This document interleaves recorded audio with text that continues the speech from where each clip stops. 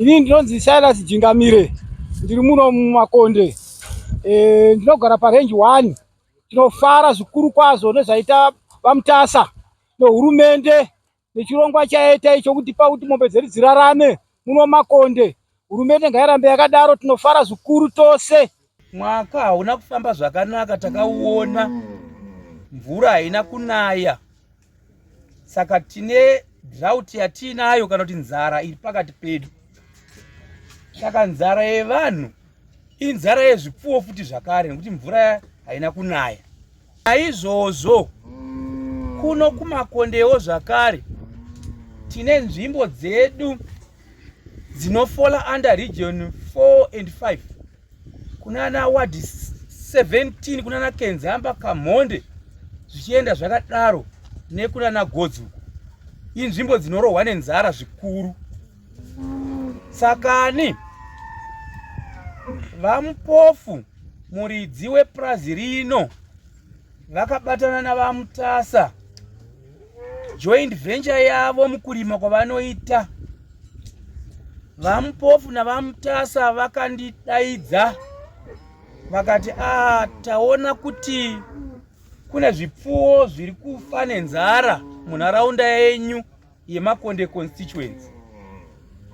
Sakani isu toda kukomplimenda effort ya president, chirongwa cha president vaMunangagwa chekuti tikwanisewo kuti tipewo varimi vakatitenderedza kana kuti vemuconstituency menyu chikafu chekuti vafidhe mombe dzavo dzisafa nenzara.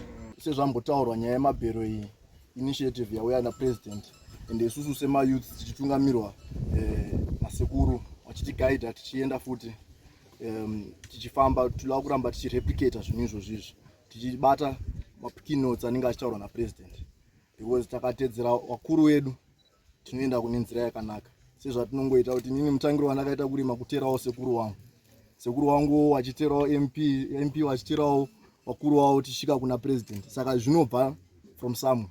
Saka takaramba tese tichiterawo tozosvika papoint yekuti tinenge tichitoterawana naheadmaster naheadmistress futi, wachiti dzimwe nguva hedu havacharowe but wachitirowa wachitiisa muline, but zvinotisvitsa papoint imwe yekuti tese tinge tichifamba negwara 1. Ende makaona taakufamba negwara 1 tinoramba tichienda kwatiri kuenda ikoko, kuende ndo kubudira kwatichaita tese. Ende kana chese chinouya tinochikunda. Saka ndotenda mhuri yeZimbabwe kuungana kwataita, totenda vanhu vese vauya panapa kuratidza kuti tiri kunzwa zviri kutaurwa ende tiri kuda kuti nyika ifambe. Ndetwa nyama dzavo pasimo provincial livestock specialist Mashona and West Province. Toda kutenda VaMutasa nekutipa donetera heyi yavatipai pano yewheat straw. Todavira kuti ichatibetsera zvikuru, especially kumawadzi ari kuita nzara dzemombe kunana ward 17 muno Makonde nekuchekutu. Hope tikangowana transport zvinoita sister. Iyo ingi tinoikurudzira kuvarimi kuti vasapise, vachengetedze ende vape mombe dzavo. Vanogona kuedhera molasses, voedherawo nomunyu kana kuvandudzana namabiko zvichingodaro. Zvinoita kuti kudya kwacho kubva kwavandudzika, mombe dzedu dzogara dzakasimba. Zvinova zviro zvatokurudzira kuti patinopinda muzhisha mudzofana kunge dzakasimba, ende kana dzotengeseka vamwe vanogona kukodzeka vozotengesa mombe dzakasimba zvovapa mari yakawanda. Izvo zvino zvatiri kukurudzira vamwe varimo, tinoti dai vapindawo muchirongwa ichochi vabetsera avo vane nzara especially yemombe, kuitira kuti mombe dzedu dzirarame muprovince medu nekune mamwe maprovince zvakare. Tichitenda iyo vangatitaura kuti varimi vedu vakuru vakuima nemairrigation, VaMutasa naVaMpofu ndo vandigere navo vataiwa regai tibatsirewo vana veMakonde. Sara unenzi Taisi Gauke, ndegara kurenji 1. Haiwa tafara nezvaitwa naVaMutasa, mombe dzaona chikafu dzashaya chikafu. Haiwa vatigonera. Zita rangu indonzi Sabhugumuza, ward 12, kansela wedu Vampundu chifi neMakonde. Nhasi ndafara zvanisati ndambeta mukati muupenyu hwangu.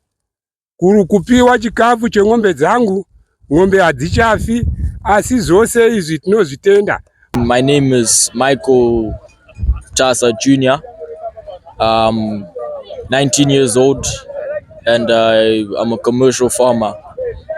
Today we're here at this hay baling distribution scheme that we thought about. driving around, seeing these A1 farmers and their cows. Their cows were thin, and you could see they were struggling for food because of the drought. Obviously, the El Nino affected the whole country quite terribly. So I thought, and I told my dad, who's in partnership here with Dr. Mpofu on the new Upper Rooms farm. I told him, why don't we give these guys straw from when we harvest our wheat? They can just take the straw because we don't use it. It's a byproduct. We often just leave it there or burn it. So he said, no, you know what, we can actually bale for them, and they can come with their little trailers and their cows, and they can get the bales. So it wouldn't be possible, obviously, without telling the MP about that initiative that we took. And see, thousands of people have come to get bales, and their cows can eat this wheat straw and grow.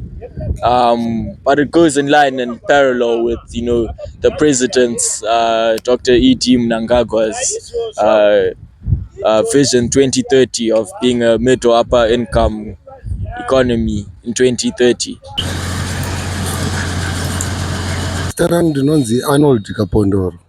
Ndinoshanda pano samanager nemuwangu anonzi George Fonso wandinaye.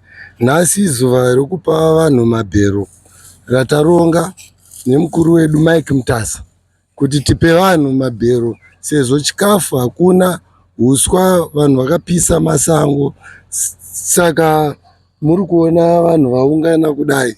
Saka tafarira chirongwa chataita nokuti taona vanhu vakawanda vauya vatitsika.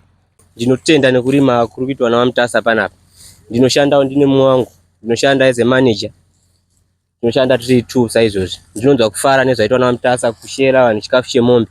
Sezvo nyika yedu isina mvura yakanyatsonaka. Saka kwangu sina chikafu chemombe. Saka izvi zvinoita kuti mombe dzedu dzikwanise kuwanawo chikafu.